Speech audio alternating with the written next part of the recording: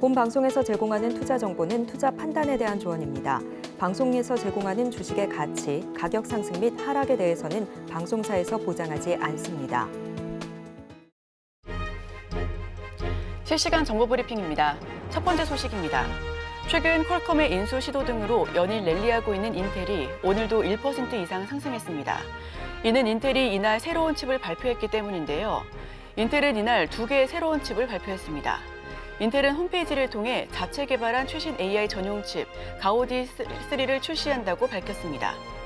가우디3는 현재 전 세계적으로 가장 수요가 높은 엔비디아의 H100과 경쟁하는 칩입니다. 인텔은 가우디3가 H100보다 전력 효율이 2배 이상 높다고 주장했습니다. 서버용 중앙 처리 장치인 제온6도 출시했습니다. 이 칩은 데이터 센터에 탑재돼 AI 성능이 극대화하도록 지원하는 프로세서입니다. 인텔은 제온6가 강력한 성능을 버전으로 이전 칩보다 2배의 성능을 제공한다고 설명했습니다. 두 번째 소식입니다. 조 바이든 미국 대통령이 국제사회가 전쟁 등 글로벌 문제를 해결하기 위해 더 힘을 모아야 한다고 현지 시간 24일 세계 정상들에게 호소했습니다. 바이든 대통령은 이날 뉴욕 유엔 본부에서 난 많은 이들이 오늘 세계가 마주한 어려움을 보고 절망한다는 것을 알고 있다며 국제사회가 우크라이나와 중동 전쟁을 끝내기 위해 힘을 합쳐야 한다는 점도 당부했습니다. 세 번째 소식입니다. 엔비디아 주가가 약 한 달 만에 120달러 선을 탈환했습니다. 이날 상승은 엔비디아의 새로운 AI 칩인 블랙웰이 대량 생산에 들어갔다는 모건스탠리 보고서에 따른 것으로 풀이됩니다. 모건스탠리는 이날 엔비디아가 4분기 45만 개의 블랙웰 칩을 출하할 것으로 추정한다며 이 새로운 칩에서만 약 100억 달러의 매출을 올릴 것으로 예상한다고 밝혔습니다. 해당 보고서는 또 국가 주도의 AI 프로젝트와 소규모 클라우드 서비스 제공 업체들이 계속해서 용량을 확장함에 따라 기존 H200 칩에 대한 수요도 견조하다고 설명했습니다. 마지막 소식입니다. 국제유가가 현지 시각 24일 뉴욕 시장에서 2% 가까이 급등했습니다.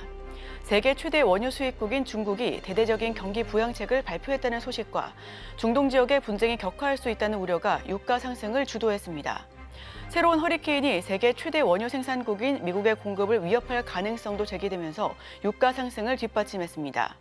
한 전문가는 중국 정부가 팬데믹 이후 최대 규모의 경기 부양책을 발표하고 중동의 지정학적 긴장이 고조된 데다 미국 걸프 연안의 또 다른 허리케인 위협이 맞물리면서 지난 3주 동안 원유 시장을 지배했던 약세 심리에 타격을 입혔다고 밝혔습니다.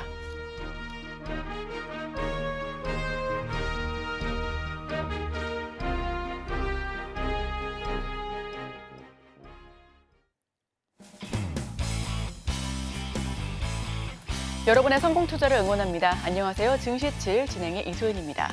간밤 미증시 3대 지수는 일제히 상승하면서 장을 마쳤습니다.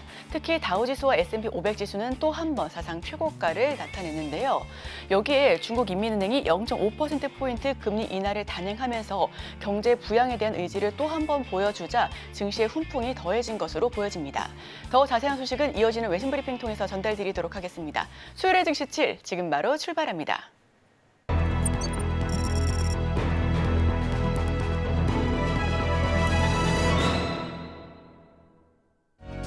복잡한 외신 이야기 쉽고 간편하게 전해드립니다. 증시7 외신 브리핑 오은비입니다.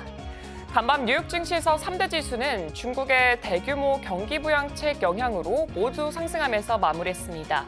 특히나 다우지수 S&P 500 지수는 사상 최고치를 또 한 번 경신했는데요. 자세한 지수 살펴보겠습니다. 다우는 0.2%, S&P 500은 0.25%, 나스닥은 0.56% 각각 상승했습니다. 종목별로 살펴보자면 알리바바가 7.92% 급등하는 등 미증시에 상장된 중국 주식이 일제히 급등했습니다. 전기차는 테슬라가 1.71% 상승했지만 니콜라가 2.09% 하락하는 등 혼조세를 보였고 반도체주는 젠슨왕 CEO가 주식 매각을 완료했다는 소식으로 이 엔비디아 주가 자체가 3.97% 급등하는 등 이 대부분 반도체주가 랠리하면서 반도체 모임인 필라델피아 반도체 지수도 1.31% 상승 마감했습니다. 그럼 이어서 자세한 소식들 전해드리도록 하겠습니다. 네, 9월의 미국 소비자 신뢰 지수는 98.7로 하락해서 기준선인 100을 밑돌았습니다. 이는 소비자들이 경제 상황을 부정적으로 보고 있다라는 뜻이고요. 8월에 105.6에서 크게 떨어졌습니다. 팩트셋 조사에 따르면 예상치 104에도 미치지 못했습니다. 컨버런스 보드는 이번 하락이 2021년 8월 이후 가장 큰 폭이라고 설명했습니다. 현재 경기 상황을 평가하는 현재 지수는 10.3포인트 하락해 124.3을 기록했지만 여전히 기준선 100을 상회했습니다. 반면 미래 경제를 전망하는 기대 지수는 4.6포인트 하락해 81.7로 기준선 아래에 머물렀습니다. 노동시장 둔화에 따른 소비자의 비관적 전망이 주된 원인으로 분석되고 있고요. 일자리 감소와 임금 인상 둔화에 대한 우려가 소비 심리에 악영향을 끼친 것으로 보입니다. 미국 법무부가 세계 최대 신용카드사 비자를 반독점 위반 혐의로 제소했습니다. 법무부는 비자가 직불카드 시장에서 독점적 지위를 남용해서 협력사들에게 불리한 계약을 강요하고 경쟁을 억압했다고 주장했습니다. 이로 인해서 비자가 수수료를 과도하게 부과하면서 수십억 달러를 추가로 걷어들였고 이 비용이 소비자들에게 전가됐다고 밝혔습니다. 비자는 미국 내 직불 거래의 60% 이상을 차지하고 있고요. 법무부는 비자가 거의 모든 가격에 영향을 미쳤다고 비판했습니다. 이번 제소는 바이든 행정부의 반독점 정책의 일환으로 앞서 트럼프 행정부도 비자를 상대로 유사한 제소를 한 바가 있습니다. 중국인민은행이 경기 침체를 막기 위해서 은행 지급준비율과 정책금리인 역환매 조건부 채권금리를 동시에 인하하는 조치를 발표했습니다. 지준율은 금융회사가 고객으로부터 받은 예금 중에서 중앙은행에 의무적으로 예치해야 하는 자금의 비율을 뜻하고요. 지준율을 낮추면 그만큼 은행 등 금융기관의 대출 여력이 더 커집니다.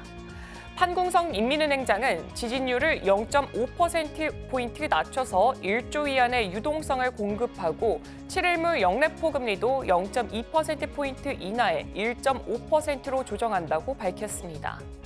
이번 조치로 중기 유동성 지원 창구와 대출 우대 금리도 각각 인하될 예정입니다.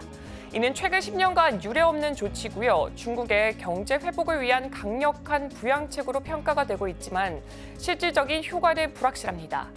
전문가들은 추가적인 금리 인하와 신뢰 회복이 필요하다고 지적하고 있습니다. 우에다 가조 일본은행 총재는 금리 인상을 서두르지 않겠다는 입장을 밝혔습니다. 그는 오사카에서 열린 경제 간담회에서 추가 금리 인상과 관련해서 금융시장과 해외 경제 상황을 면밀하게 검토할 것이라고 말하면서 정책 운용은 미리 일정에 맞추는 것이 아니라고 강조했습니다. 또한 추세 인플레이션이 2% 목표치를 향해서 가속화가 되면 금리를 인상할 계획임을 재확인했지만 현재로서는 금리를 점진적으로 올리겠다는 기존 입장에 변함이 없다고 밝혔습니다. 독일 통계청의 데이터 업데이트 오류로 5월부터 소매, 도매 판매, 서비스업 등 주요 경제 지표가 발표되지 않고 있어서 경기 침체 속 신뢰성 문제가 제기되고 있습니다. 이 자료는 GDP와 소비자 수요 동향을 평가하는 데 중요한 요소고요. 경제학자들은 이로 인해서 독일 경제를 제대로 파악하기 어렵다고 우려하고 있습니다. 독일 통계청은 2019년 EU 지침에 따른 업데이트 과정에서 문제가 발생했다고 밝히면서 이달 말이나 내달 초에 오류를 복구할 예정입니다. 전문가들은 이런 지연이 독일의 신뢰성과 경제 분석에 큰 타격을 주고 있다고 지적을 했습니다. 다음 소식입니다. 호주 중앙은행이 기준금리를 4.35%로 7회 연속 동결했습니다. 중앙은행은 인플레이션 동력이 여전히 높아서 목표치인 2에서 3%로 회복하려면 2026년까지 시간이 걸릴 것이라고 전망하면서 추가 금리 인상 가능성을 열어뒀습니다. 2024년 하반기에는 가계 소비가 회복될 것으로 보이지만 반등 속도는 예상보다 느릴 수 있다고 지적했습니다. 금리 인하 기대를 가졌던 트레이더들을 실망을 했고요. 호주 달러는 미국 달러 대비 연중 최고치까지 올랐습니다. 전문가들은 이번 결정을 매파적 동결로 평가하면서 12월에 있을 금리 인하 가능성도 배제하지는 않았습니다. 다음 소식입니다. 뱅크 오브 아메리카, 모건 스탠리 등 세계 주요 금융사 14곳이 원자력 확대를 지지한다고 밝혔습니다. 이들은 2050년까지 세계 원자력 에너지 용량을 3배로 늘리겠다는 목표를 지지하면서 이로 인해서 신규 원전 건설을 더욱 수월하게 할 전망입니다. 원자력은 저탄소 에너지로의 전환에서 중요한 역할을 하고 있고요. 금융사들은 앞으로 원자력 회사에 대출을 제공하거나 프로젝트 파이낸싱을 주선할 수가 있습니다. 과거 원전건설은 자금 조달의 어려움 때문에 제한적이었지만 이번 금융사들의 지지는 원자력을 기후변화 대응 전략의 핵심으로 자리 잡는 데 중요한 역할을 할 것입니다. 마이크로소프트를 포함한 빅테크 기업들도 원자력 에너지를 지원하고 있고요. 최근 마이크로소프트는 펜실베니아의 원자로 재가동을 위한 계약을 체결했습니다. 경영난을 겪고 있는 인텔이 최신 인공지능 칩 가우디 3를 출시하면서 AI 칩 시장의 선두주자 엔비디아의 본격 도전장을 내밀었습니다. 가우디 3는 엔비디아의 H100, AMD의 MI300X와 경쟁하는 제품이고요. 인텔은 이 칩이 H100보다 전력 효율이 2배 이상 높고 AI 모델을 1.5배 더 빠르게 실행할 수 있다고 주장했습니다. 또한 인텔은 서버용 중앙 처리 장치인 제온6도 함께 출시해서 데이터 센터의 AI 성능을 극대화할 계획입니다. 인텔은 이번 제품 출시로 기술 혁신과 함께 시장 점유율 확대를 노리고 있습니다. 보잉이 파업 중인 노조에 4년간 30% 임금 인상과 상여금 증액, 사회보장제도 개선을 포함한 새로운 단체 협약안을 제시했습니다. 노조가 기존의 25% 임금 인상안을 거부하고 40% 인상을 목표로 파업에 돌입했기 때문에 이번 제안은 파업을 조속히 마무리하기 위한 조치로 보입니다. 이번 파업으로 인해서 보잉의 737 맥스 제작이 중단됐고 파업이 장기화되면 보잉의 실적에 큰 타격을 줄 수 있다는 우려가 나옵니다. 보잉은 파업 기간 동안 비용 절감을 위해서 일부 직원을 일시 해고하고 고용을 동결한 상황입니다. 보잉 관계자는 이번 제안이 최종적이면서 최선안이라고 강조했습니다. 유럽 최대 배터리 생산업체인 스웨덴의 노스볼트가 생존을 위한 대규모 감원과 공장 확장 연기를 결정했습니다. 노스볼트는 비용 절감을 위해서 직원 1,600명을 감원하고 스웨덴 공장에서의 증산 계획을 보류했다고 밝혔습니다.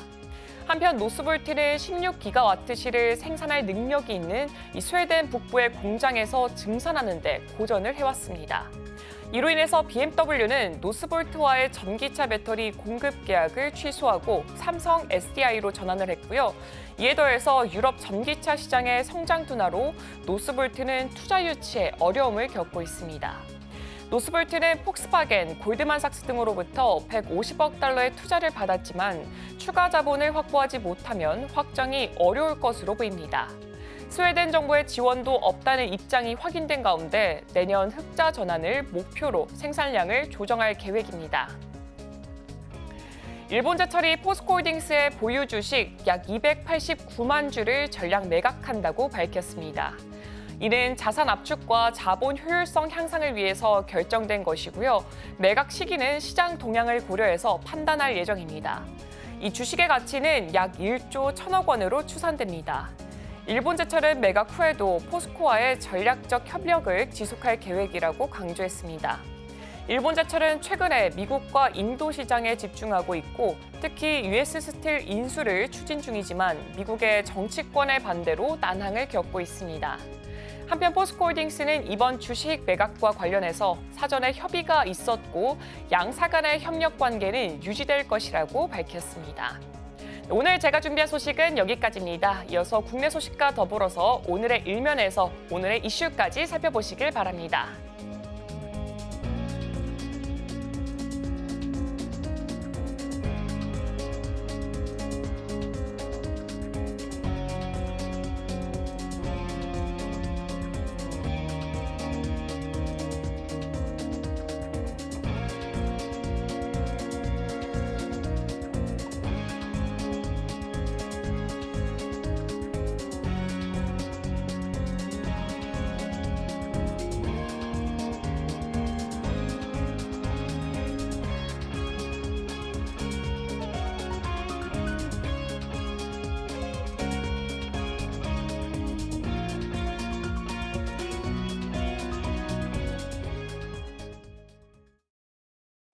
네, 서울경제TV 증시 7 조간 브리핑 시간입니다. 서울경제신문에서 발행한 이슈 전해드리는데요. 첫 번째 소식부터 하나하나 짚어보겠습니다. 화면 살펴보시죠. 해저로 뻗은 LS, 땅속 파고든 대한전선, 첨단 기술 무장 줄줄이 잭팟. 첫 번째 소식 바로 전해드립니다. LS전선은 올해 7월 미국 전력회사인 LS 파워그리드 캘리포니아와 1,000억 원 규모의 해저 케이블 공급 계약을 체결했습니다. 해저 케이블은 캘리포니아주 북부 세크라멘토 강에 설치가 될 예정이고요. 오리건주 등에서 캘리포니아주로 송전하는 데 주로 사용될 것으로 보여집니다. LS전선은 이를 계기로 미국 해저 케이블 시장에서 입지가 더 강화될 것으로 보여집니다. 대한전선은 이달 19일 미국 초고압 직류 송전 시장에 진출했고요. 미국에서 진행되는 320kV 전압형 HVDC 및 500kV 초고압 교류 송전 프로젝트의 케이블 공급자로 선정이 됐습니다. HVDC 케이블은 지중과 지상, 해저 어디든 설치가 가능하지만 이번에 대한전선이 공급하기로 한 HVDC 케이블은 지중을 통해서 이야기가 될 것으로 보여지는데요. 대한전선이 국내 최초로 개발한 500kV HVAC 케이블 시스템은 현재 상용화된 교류 지중 케이블 중에 가장 높은 전압의 전기를 나르는 케이블이 될 것으로 보여집니다. LS전선과 대한전선이 인공지능 인프라 투자와 30년 주기 노후 전력망 교체로 전력 수요가 급증하고 있는 미국 시장에서 두각을 나타내고 있습니다. 업계에서는 HVDC 케이블 시장 규모가 2030년 159조 원대까지 확대될 것으로 보고 있습니다. LS전선과 대한전선이 2000년대 들어서자마자 해저 케이블을 포함한 고부가 가치 제품 개발에 총력을 다해왔는데요. 여기에 20년이 지난 지금 AI발 전력 초호황기를 맞아 본격적으로 그 결실을 거두고 있는 것으로 보여지고 있습니다. 빅2 사상 처음 10조 매출을 눈앞에 두고 있고요.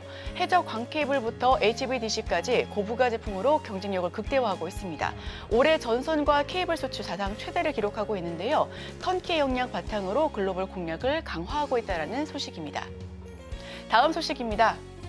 여자 아베 다카이치 강세, 젊은 피 고이즈미 3위로 밀려.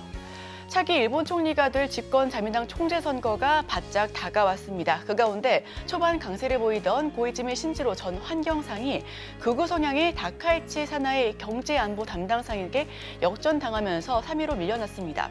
자민당 총재 선거는 1차 투표에서 과반 득표자가 없으면 상위 2명을 대상으로 결선 투표를 치르는 만큼 최종 2인에 들기 위한 선거전이 치열해질 것으로 전망되고 있습니다. 민영방송 니온TV는 1,007명을 대상으로 실시한 총재 선거 설문조사에서 이시바 시게로 전 자민당 간재상이 지지율 31%로 1위를 차지했다라고 전하고 있고요. 다카이치는 28%로 2위, 그리고 고이즈미는 14%로 3위에 그쳤습니다. 일본 자민당 총재 선거 3파전 이제 바짝 다가왔습니다. 다카이치는 28%, 고이즈미 14%, 이시바가 31%로 1위를 차지하고 있습니다. 다음 소식입니다. 판공성 행장 기자회견 인민은행 기준금리 내리나 어제 중국이 기준금리 인하를 결정하면서 50bp 인하를 결정지었습니다. 그 온기가 미국 시장에까지 전달이 됐는데요. 미국 연준이 최근 빅컷을 단행한 가운데 경기 부진을 겪고 있는 중국 역시 추가 부양책을 내놨습니다. 중국 중앙은행인 인민은행은 판공성 행장이 직접 기자회견을 가지고 금융 지원 방안을 내놓았고요. 인민은행은 미국 연준의 빅컷에도 20일 사실상의 기준금리인 대출 우대금리를 동결했던 만큼 이번 조치에 대해서 많은 부분에 관심사가 집중되고 있습니다. 중국 경제가 좀처럼 회복되지 않으면서 3분기 국내 총생산 성장률이 4%대에 머물며 위기감이 커지자 성장 회복을 위한 행동에 나선 것으로 풀이가 되고 있습니다. 이와 관련해 인민은행은 23일 역환매 조건부 채권 거래를 통한 공개시장 조작을 실시해 7일물 1,601억 위안의 자금을 시중에 공급한다라고 고시를 했는데요. 이율은 1.7%로 나타나 있습니다. 또한 영래포 14일물 745억 위안을 시장이 풀면서 금리를 종전 1.95%에서 1.85%로 0.1%포인트 내렸습니다. 블룸버그 통신은 인민은행의 영래포 거래를 위한 시중 유동성 공급 등을 고려했을 때 인민은행의 추가 금리 인하에 대한 부분이 커졌다라고 언급하고 있습니다. 시진핑 국가주석이 최근 공개적으로 올해 성장률 목표 달성에 대해 강조했고 인민은행도 추가적인 지원책을 준비하고 있습니다. 영래포로 시중 유동성 공급에 이어 금리 인하 등 추가 부양책에 대한 관심도가 높은 상황이다라고 전달드리겠습니다. 다음 소식입니다. 미국 금리 인하에서 소외된 엔비디아, 개인 5거래일간 1,200억 던졌다. 네, 올해 상반기 서학개미들의 최선호주로 꼽혔던 엔비디아가 투자 열기가 좀 주춤한 상황입니다. 인공지능 피크아웃론과 함께 반도체 업종이 기준금리 인하 소외주로 꼽히면서 매도세가 조금 더 지속되는 모양이 나오고 있는데요. 시장에서는 블랙웰 출시 등으로 칩 수요가 확인되어야 투자 심리가 개선될 것이라는 전망이 나오고 있습니다. 미증시에 투자하는 개인 투자자는 최근 한 달간 엔비디아의 2억 2,760만 8,667달러를 순매도하면서 계속해서 하방 압력을 높여가고 있고요. 이 기간 주가가 3.97%를 급등한 19일을 제외하면 개인 투자자들은 엔비디아 매도에 집중하고 있습니다. 이는 올해 상반기와는 반대되는 흐름이다라고 할 수가 있겠고요. AI 고품론은 경기 침체 우려 그리고 미국 법무부의 반독점법 위반 조사 등의 다양한 요인들이 엔비디아 주가를 끌어내리면서 매도 우위로 전환됐다라고 표현되고 있습니다. 여기에 지난주 미 연준이 비컷을 단행하면서 바이오 등 금리 인하 수혜 종목에 우선순위가 밀렸다라는 분석 역시도 나타나고 있는 상황이고요. 시장에서는 반도체 기업의 3분기 실적, 블랙웰 판매 시작 등을 향후 주가의 변수로 꼽고 있습니다. 회계 연도상 블랙웰 매출은 연말부터 실적에 포함되는 만큼 시장 기대치를 충족하기가 만만치 않을 수도 있겠다라는 부분 역시도 덧붙여지는 상황인데요. 이어 엔비디아 칩을 생산하는 TSMC의 다음 달 실적을 통해 엔비디아 주가 반등 여부에 대한 힌트가 나올 수 있을 것이다라고 업계는 판단하고 있습니다. AI 투자 축소 우려의 매도세를 보여주고 있습니다. 블랙웰 출시가 수요가 반등을 견인할 수 있을지 변수로 함께하고 있습니다. 마지막 소식입니다. 네이버, 연내 사우디에 중동 공략 기지 세운다. 중동 공략을 강화하고 있는 네이버가 올해 안에 사우디아라비아에 현지 사업을 총괄할 법인을 설립할 것으로 예정하고 있습니다. 네이버는 연내 중동 총괄 법인인 네이버 아라비아를 설립하고 중동 공략 전초 기지로 삼을 계획이다라고 23일 밝혔는데요. 네이버는 이를 위해 사우디가 글로벌 기업들을 대상으로 제공하는 지역 본부 프로젝트에 참여할 것으로 보입니다. RHQ는 사우디의 주요 프로젝트에 참여하려는 외국 기업으로 하여금 사우디의 중동 지역 본부를 두도록 하는 정책을 의미하고 있습니다. 네이버는 중동 거점 설립과 함께 첨단 기술 분야의 대규모 국제과제에 협력하는 한편 다양한 비즈니스 기회를 발굴할 것으로 보여지고요. 아울러 사우디에서 진행 중인 개별 사업 단위별 합작 법인도 함께 추진할 것으로 보여지고 있습니다. 네이버는 디지털 트윈에 이어 인공지능 주권을 의미하는 소버린 AI 구축 등에서 사우디와 본격적인 협력을 시작하고 있습니다. 이를 기반으로 팀 네이버의 기술 기반 간 기업 간 거래 즉 B2B 사업이 중동 지역에서 먼저 글로벌 외연을 넓혀갈 것으로 전망하고 있습니다. 중동 총괄 네이버 아라비아를 준비하고 있고요. 디지털 트윈 등 사업별 JV도 추진하고 있다는 부분 함께 투자 판단에 참고해 주시길 바랍니다. 네, 오늘 제가 준비한 소식은 여기까지입니다. 계속해서 오늘의 일면을 통해 전문가와 수혜주까지 찾아보도록 하겠습니다. 저희와 끝까지 함께 하시죠.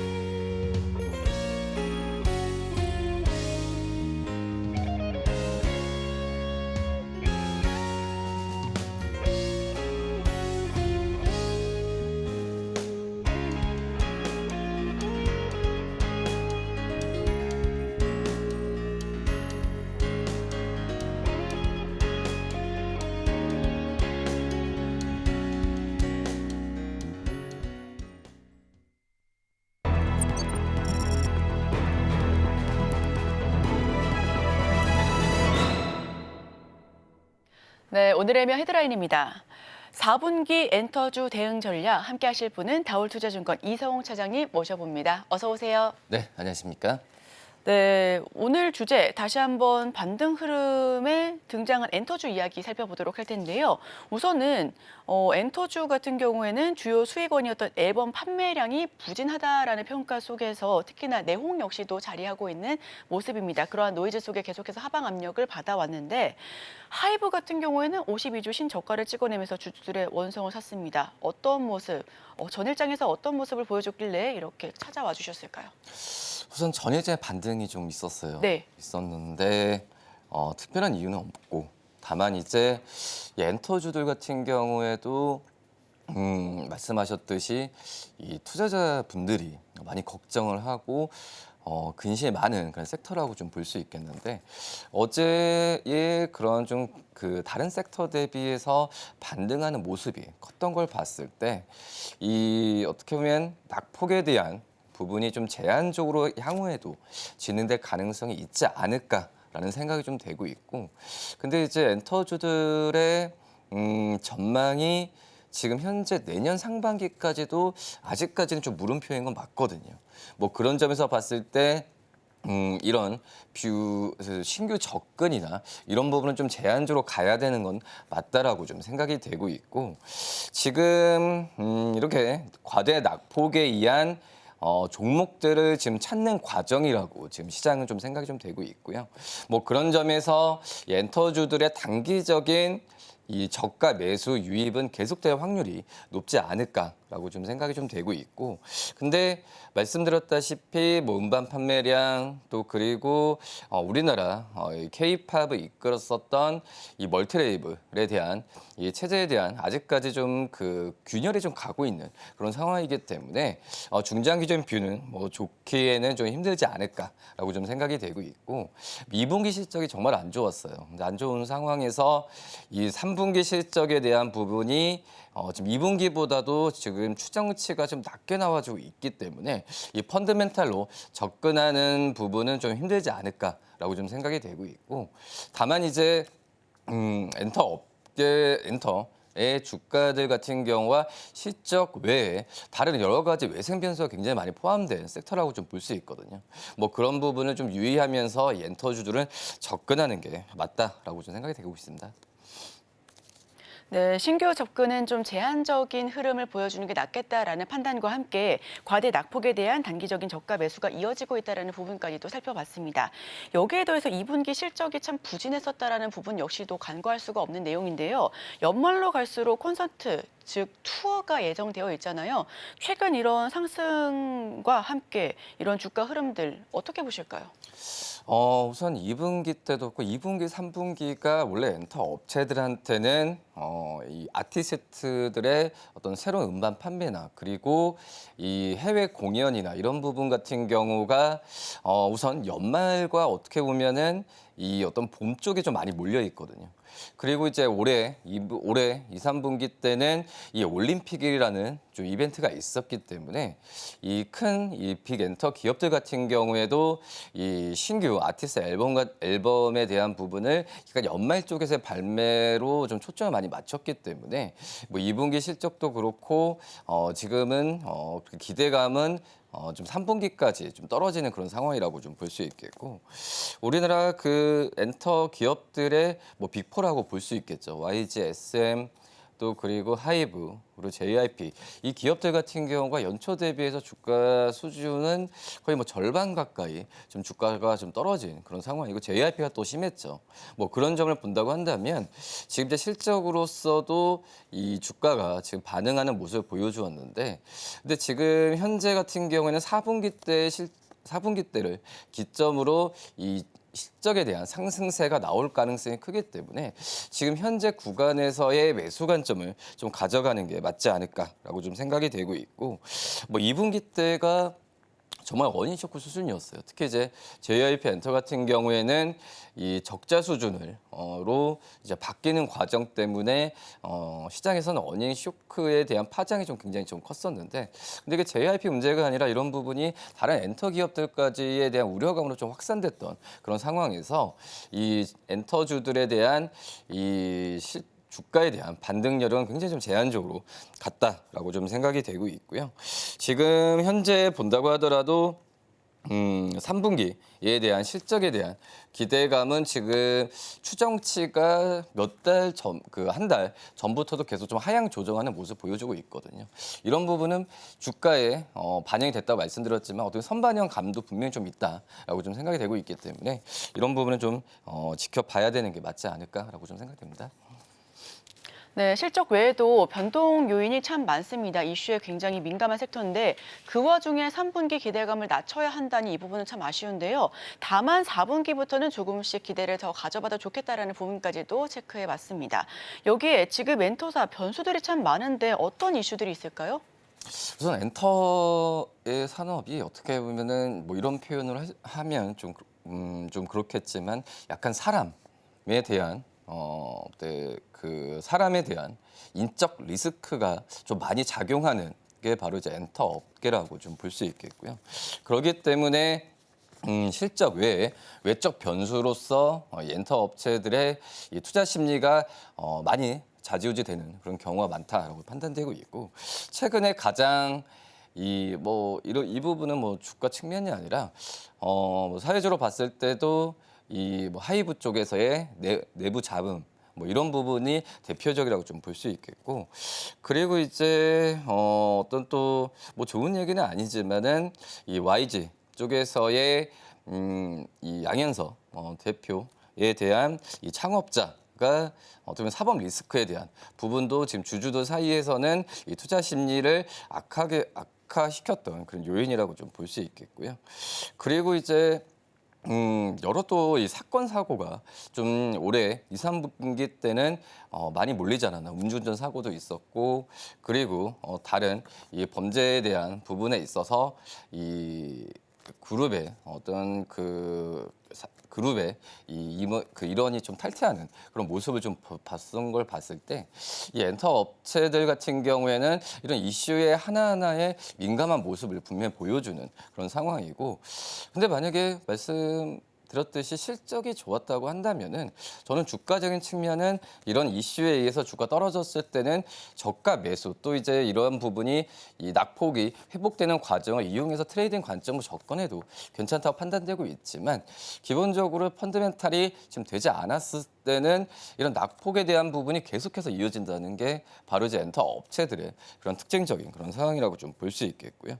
뭐 그러기 때문에 뭐 일반 기업도 마찬가지지만 이 엔터 업체들 같은 경우에는 기업 이미지 또 이런 신뢰에 대한 부분이 다른 섹터 대비해서는 굉장히 좀 중요하다라고 좀 말씀을 드릴 수 있겠고, 뭐 그러기 때문에 이 엔터 업체들 같은 경우에도 그런 것 같아요. 지금 이 YG가 예를 든다고 한다면 블랙핑크에 대한 의존도가 굉장히 좀 심하거든요. 뭐 그러기 때문에 신규 아티스트에 대한 발굴과 그리고 새로운 산업에 대한 사업에 대한 진출 부분으로서 약간의 좀 스펙트럼을 넓혀야 되는 게 그 숙제다라고 좀 볼 수 있겠고, 그런 점을 본다고 한다면 지금 이제 그저 말씀드렸던 뭐 블랙핑크나 또 이제 하이브로 한다면 대표적으로 이제 하이브를 키운 건 BTS잖아요. 이 BTS나 이 블랙핑크 이후에 어떤 블랙버스터급 그룹이 좀 크게 좀 다시 한번 나와줘야 이 K-팝 흥행이 되면서 엔터 업체들의 주가를 부응하지 않을까라고 좀 판단됩니다. 네, 말씀해 주셨던 것처럼 아티스트의 자금과 오너 리스크, 그리고 회사 차원의 노이즈가 참 뒤섞여 있는 부분입니다. 이런 부분들의 신뢰도 회복이 먼저라고 판단이 되고 있고요. 추가적으로는 스펙트럼 확장도 숙제로 남아있는 엔터주입니다. 자, 그럼 여기에 더해서 과거 엔터사에서 각광을 받고 있었던 게 바로 멀티 레이블 체제인데, 이번 하이브 사태를 비롯해서 오히려 이런 이슈들이 독이 됐다라고 하는 시장의 평가도 많습니다. 이 부분은 어떻게 지켜봐야 될까요? 몇 년 동안 이제 K-팝이 해외에서 인기를 끌었던 이유 중에 하나가 우리나라의 멀티 레이블 체제라고 좀 볼 수 있거든요. 이 멀티 레이블이라고 한다면은 뭐 간단하게 좀 레이블 자체라는 의미가 이 자회사를 좀 여러 두면서 이 분업화한다라는 부분이거든요. 뭐 그러기 때문에 그 전에 레이블이라고 한다면은 음반을 만들고 유통하는 회사를 레이블이라고 했지만, 지금 같은 경우에는 매니저먼트 사업이나 또 이제 이 음악 제작을 다른 자회사를 두면서 이 모회사가 어떻게 보면 이 자회사들을 관리하는 이런 체제가 바로 이제 멀티 레이블이라고 하면서 약간 분업화에 대한 부분이 이 아티스트에 대한 발굴과 또 관리를 잘 했다라고 좀 볼 수 있겠는데, 근데 이제 이번에 하이브 쪽에서의 이 사태를 본다고 한다면 이 멀티 레이블이라는 그 자체가 어떤 모회사와 자회사 간의 이 소통이나 이런 관리에 대한 방식에 대한 부분에 문제가 많이 좀 제기됐던 그런 상황이거든요. 근데 이제 이 멀티레이블 체제 같은 경우에는 우리나라보다 이 선진국, 특히 이제 미국을 중심으로 더 먼저 선진화가 장착이 됐던 상황인데 우리나라가 이 부분을 좀 이 체제가 좀 뒤늦게 도입되면서 아직까지는 정형화되지 않았던 느낌이 좀 컸다. 이번 하이브 사태를 본다고 하면은 그런 부분을 본다고 한다면 이 멀티레이블 구조 자체에 대한 부분이 그 전에 어떤 아티스트들을 같은 방식으로 비슷한 그룹들을 양산하는 것보다도 좀 체제에 대한 부분에 숙제가 좀 많이 필요한 그런 상황이라고 좀 볼 수 있겠고요. 뭐 그러기 때문에 이 멀티 레이블을 그냥 일반적인 같은 그룹이 아니라 좀 색깔이 다른 새로운 좀 그룹과 이 아티스트들을 좀 계속해서 양산해 나면서 투자 유치나 이런 부분을 좀 받아야 되는 게 향후에는 계속해서 이제 엔터 업체들을 이 고민해야 되는 그런 상황이다라고 말씀드릴 수 있겠고요. 그렇기 때문에 지금 현재 본다고 한다면 이 모회사의 어떤 경영적인 판단 그리고 이 레이블 간의 기싸움에 대한 부분에 있어서는 좀 어떤 틀 같은 경우가 잘 마련이 돼야 다시 K-팝의 부흥을 좀 이끌 수 있지 않을까라고 좀 생각이 되고 있습니다. 네, 엔터주 독이 된 멀티레이블 체제 확립이 우선이다라는 부분 역시도 함께 이야기를 나눠봤습니다. 아직도 문이 닫혀있는 중국 시장에 대해서도 이야기를 나눠봐야 될 것 같은데 우려가 지속되고 있습니다. 음반이나 CD, 공동 구매가 계속해서 부진하다라는 평가 속에서 이 부분은 어떻게 살펴보면 좋을까요? 아직까지 중국 쪽에서 우리나라 엔터 기업들의 어떤 수익이나 창출 부분이 예전만큼은 쉽지는 않은 건 사실이에요. 네. 지금 2017년에 사드 배치 이후에 그때 이제 그 중국 쪽에서 이 중국 모든 음원 플랫폼에서 K-팝 차트가 모두 빠졌던 그런 상황인데 그런 부분이 계속해서 지금 현재 우리나라 엔터 업체들이 중국 쪽으로의 진출 그리고 음원 판매량을 떠나가지고 해외 공연 자체가 중국 공연 자체가 쉽지 않은 건 맞다라고 좀 볼 수 있겠는데 근데 지금 현재 본다고 하면은 이 부분이 좀 좋아질 가능성은 아직까지는 좀 계속해서 좀 지켜봐야 되는 게 맞다고 생각이 되고 있고 뭐 사드 배치에 대한 2017년 지금 현재 7년 가까이 좀 지났거든요. 근데 이 우리나라의 그 음반 판매량은 지금 현재 뭐 일본이나 미국 이 오히려 지금 역전이 됐죠. 뭐 중국 쪽의 판매보다는 일본과 미국 쪽에서의 판매 비중이 훨씬 더 높은 상황이라고 좀 볼 수 있겠는데 올해 상반기 때만 본다고 하더라도 이 음원이나 음반 수출에 대한 부분이 역성장을 좀 했었거든요. 중국 쪽에서. 근데 미국과 일본 쪽은 상승세를 좀 보여준 그런 모습이 좀 약간의 대비되는 차원으로 좀 가고 있는데 그만큼 이제 중국 쪽에서의 문은 아직까지는 열리는 부분은 좀 쉽지 않은 건 사실이라고 볼 수 있겠고요. 뭐 지금 뭐 미국 쪽과 일본을 중심으로 우리나라 엔터 업체들의 진출에 대한 부분을 계속해서 좀 하고 있지만 제가 봤을 때는 중국 쪽에서의 문의 어떤 진출 부분이 원활하지 않으면은 저는 K-팝에 대한 그 상승 여력은 좀 한계가 분명히 좀 있다라고 좀 생각이 되고 있고 그렇기 때문에 이 중국 쪽이 제가 봤을 때 어제 좀 이 엔터 업체들이 좀 오른 부분은 중국의 약간 경기 부양 뭐 이런 부분도 좀 있지 않을 거라 생각이 되고 있지만 결국은 이제 이 정치적인 그런 리스크나 뭐 지정학적 문제에 대한 부분이 좀 해결이 돼야 중국 쪽 시장으로의 진출 부분이 좀 괜찮아지지 않을까라고 좀 판단됩니다. 네, 현재 양상이 중국이나 아시아보다는 북미, 유럽 쪽으로 옮겨지는 부분인데요. 여기에 대해서 아직까지 중국 쪽 수요 회복이 확인되고 있지는 않습니다. 이 부분 계속해서 확인을 해 나가야 될 것 같고요. 자, 아직은 걱정이 더 많이 남은 엔터주이지만 지금 자리에서 저가 매수의 기회를 삼아봐도 될지 여쭤보겠습니다. 그래서 주가가 좀 많이 떨어져가지고 이 엔터 기업들이 역사적으로 봤을 때도 정말 좀 매수 구간은 맞다라고 좀 생각이 좀 되고 있거든요. 지금 현재 PER 기준으로 봤을 때도 하이브가 25배, SM이 12배, JYP 엔터가 14배까지 좀 떨어진 상황이고 엔터 기업들의 평균적인 PER 같은 경우가 거의 이제 뭐 30, 40배 가까이 좀 하기 때문에 이 PER 구조로 본다고 한다면은 이 지금 엔터 기업들의 주가 자리는 괜찮다라고 좀 생각이 되고 있고, 하지만 말씀드렸다시피 실적에 대한 부진이 계속 이어진다고 한다면은 이 저평가라고 할 수는 없죠. 뭐 저가 매수 기회라고는 할 수 있겠지만 저평가라고 단언할 수는 없기 때문에 이 펀드멘탈적으로 들어가는 부분은 좀 쉽지 않은 그런 상황이라고 좀 말씀드릴 수 있겠고요.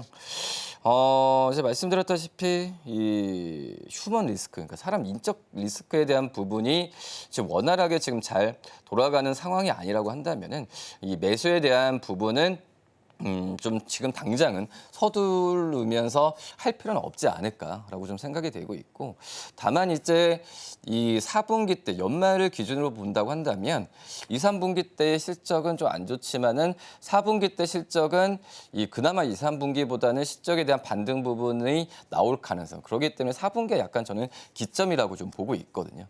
뭐 그렇기 때문에 이 3분기도 지금은 뭐 다음 주면 끝나잖아요. 뭐 그런 점을 보면은 이 10월 뭐 중순까지 한번 엔터 기업들을 선별하면서 매수하는 관점이 좀 좋지 않나라고 좀 생각이 되고 있고, 지금 이 앞서서 이제 엔터 기업들이 새로운 사업에 많이 진출한다고 하는데 약간 사이버 그런 가수, 뭐 버추얼 그 그룹이라고 하죠. 네. 그런 부분도 많이 좀 양산을 하고 있는데, 그만큼 이제 뭐 버추얼 그룹이나 이런 부분이 잘 된다라는 것보다도 이런 시도 자체가 엔터 업체들은 분명히 좀 필요하다라고 좀 생각이 되고 있고요. 역시 또 말씀드렸다시피 같은 신인이 아니라 비슷한 색깔의 신인이 아니라 새로운 아티스트들의 능력이나 이런 부분을 발굴하는 것도 분명히 필요하지 않나라고 생각이 되고 있고, 제가 원래 다른 시간대는 이 관심주를 항상 말씀드려요. 네. 근데 엔터 업체들은 여쭤보려 했거든요. 네. 근데 이제 엔터 업체들은 제가 지금 어떤 종목을 말씀드리는 부분은 좀 약간 좀 더 고민해봐야 되지 않을까. 근데 말씀드렸던 이 PER 구조로 본다고 한다면은 아직까지 4개 종목 중에 4개 종목들이 저평가 기업으로 좀 되어 있는 상황이고, 그나마 좀 SM이 지금 12배로 가장 좀 PER 구조가 좀 낮고, 또 하이브가 약간 그 인적 리스크로 약간 주가 변동성이 심하잖아요. 이런 부분이 좀 해결이 된다고 한다면은 하이브도 좀 매수할 만한 관점으로 바라봐도 되지 않을까 판단됩니다.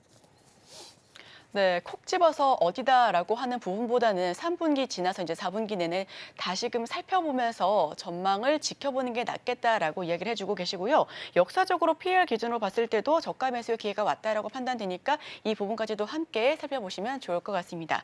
지금까지 이성웅 차장과 함께했습니다. 오늘 말씀 고맙습니다. 네, 감사합니다.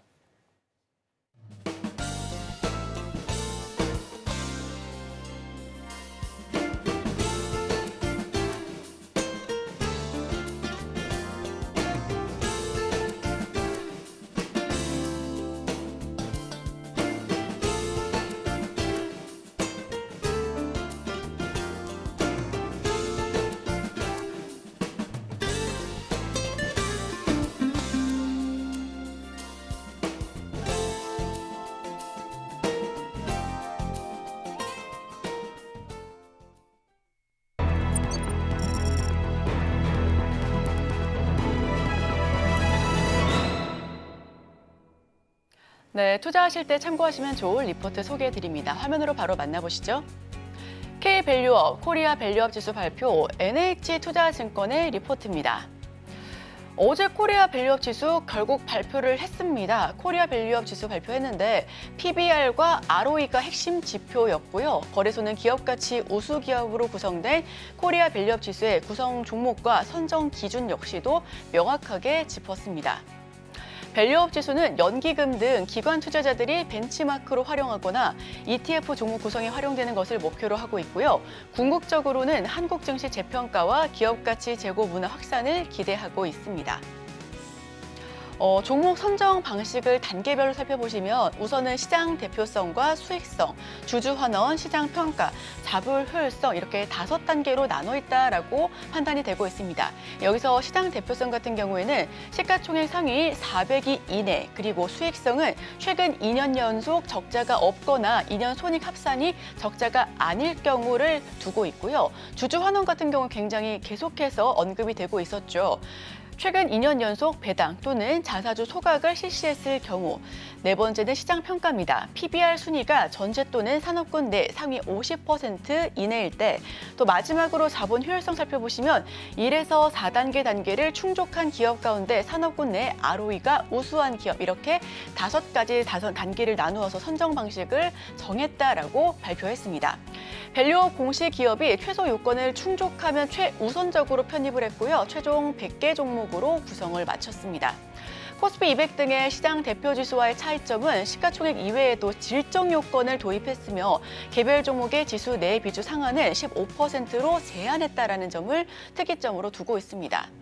일본의 JPX 프라임 150과는 달리 삼성전자와 SK하이닉스 등 시가총액 초대형주를 편입했고요. 현대차와 신한지주, 우리금융지주, 미래셋증권은 밸류업 계획 조기 공시로 특례 편입에 성공했습니다. 밸류업 지수 구성 종목의 산업군별 분포를 살펴보시면 우선은 정보기술 즉 IT 쪽으로 가장 많은 파이가 차지해 보이고요. 그 뒤를 이어 산업재와 헬스케어, 자유소비재, 금융까지 이렇게 상위로 포진되어 있습니다. 최종적으로 IT와 산업재, 헬스케어 업종의 종목 수가 많다라고 판단이 되고 있습니다. 편입 종목에 대해서는 직접적인 수급 수혜보다는 상징적인 의미에서 지수 편입 종목에 대해 긍정적인 시각을 가질 수 있다라고 거래소는 발표하고 있고요. 우선 반면에 밸류업 수혜주로 언급이 지속적으로 됐었던 KB금융과 하나금융지주는 편입되지 못했습니다. 어제장에서 KB금융은 3% 넘게 내림세를 기록했고요. 하나금융지주 역시 기대에 못 미쳤다라는 판단과 함께 3% 넘는 약세로 종가 형성하기도 했습니다. 그 이유는 PBR 기준을 충족하지 못했기 때문이다라고 업계는 판단하고 있습니다. 밸류업 지수를 다른 시장 대표 지수들과 비교했을 때 대형주의 비중이 높으나 코스피 200이나 코스피 대형주 지수보다는 낮은 상황이었는데요. 이는 개별 종목의 지수 내 비중 상한 영향 때문이고요. 즉 시장과의 괴리가 나타날 수 있다는 부분 역시도 방증하고 있습니다. 배당은 상대적으로 높은 수준의 노출도를 보였습니다. 이에 성장보다 가치 스타일에 가깝다라고 보여지고 있습니다. 향후 지수 상품화 및 후속 지수 개발 등의 지원도 지속될 가능성이 높기 때문에 지수 편출입 이벤트가 단기에 그치지 않고 중장기적인 관심으로 이어질 것이다라는 판단이 보여지고 있고요. 투자 접근성 측면에서는 11월 초 관련 ETF 출시 및 상장이 예정되기 때문에 10개사 내외 참여가 기대되고 있다는 부분 역시도 체크포인트로 삼아주시면 좋겠습니다. 밸류업 계획 공시가 지수의 최우선적 편입 요건이었기 때문에 향후 기업들의 밸류업 프로그램 참여 확산이 가능할 것이다라고도 긍정적인 시각이 많습니다. 네, 여기서 JPX 프라임 150 지수 살펴보겠습니다. 참고로 했었던 일본의 밸류업 지수였죠. 일본 주식시장 시가총액 2위인 도요타와 미쓰비시 UFJ 금융그룹은 편입이 되지 않았었습니다. 이에 JPX 프라임 150 지수와 전체 주식시장과의 괴리가 발생했다라고 하는 이야기가 있었는데요.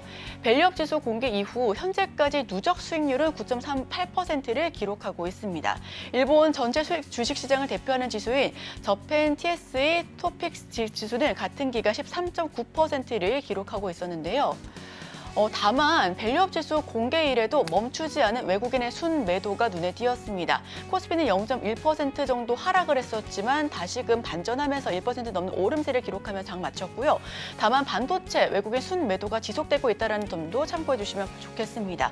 밸류업마저 새로운 매출이 출회됐다라고 보여지고 있는 부분인데요.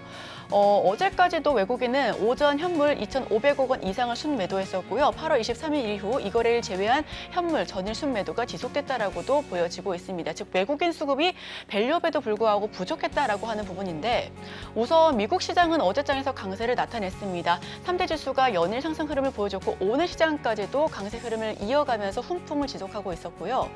미국 주식시장은 여는 위원들의 경기 우려 불식 발언에 강세가 지속되고 있고 S&P 500과 다우지수는 모두 재차 최고가를 경신하고 있습니다. 9월 S&P 글로벌 제조업 PMI 같은 경우에는 예상치를 하회하면서 둔화가 지속되고 있음을 보여주고 있었지만 서비스업 PMI는 여전히 강세를 기록하고 있는데요. 업계는 9월 50bp 인하에 대한 정당성을 부여했다라고 판단하고 있고요. 여기에 더해서 주요 일정까지도 빠르게 체크를 해보면 우선 9월 25일 마이크론의 실적 발표가 예상되어 있습니다. 우선 업황 부진 우려에 따른 삼성전자와 SK하이닉스 하락 그리고 마이크론이 어떻게 실적을 발표할지에 대해서 우리 증시 역시도 향방이 교체될 수 있다는 부분 역시도 함께하고 있고요. 추가적으로는 미국 8월 PC 디플레이터가 9월 27일 공개가 됩니다. 물가의 목표치를 향한 진전이 지속될 수 있을지에 대한 여부가 계속돼서 관심사로 주목되고 있으니까요. 이런 주요 일정까지도 함께 체크하시면서 수급 역시도 함께 바라보며 우리 시장 바라보시면 좋겠습니다. 오늘 제가 준비한 소식은 여기까지 전해드리겠습니다. 오늘의 핵심 요약입니다. 오늘 2024 도쿄 게임쇼가 개막합니다. 오늘의 일면에서는 4분기 엔터주 대응 전략에 대해서 알아봤고요. 10월 이후 장기적 관점 매수 전략이 유효하다고 의견 제시했습니다. 투자하실 때 참고해보시길 바랍니다. 네, 저희가 방송 중에 제공해드린 정보는 투자 판단에 대한 참고 자료일 뿐이고요. 해당 종목의 가치 또는 상승률을 보장하진 않습니다. 네, 잠시 후 증시8 서울경제TV 개장 방송이 이어집니다. 더 다양한 인사이트 가져가실 수가 있으니까요. 끝까지 함께 하시길 바랍니다. 오늘 저희가 준비한 소식은 여기까지입니다. 저희는 내일 이 시간에 또 찾아오도록 하겠습니다. 함께해 주신 여러분 오늘도 고맙습니다.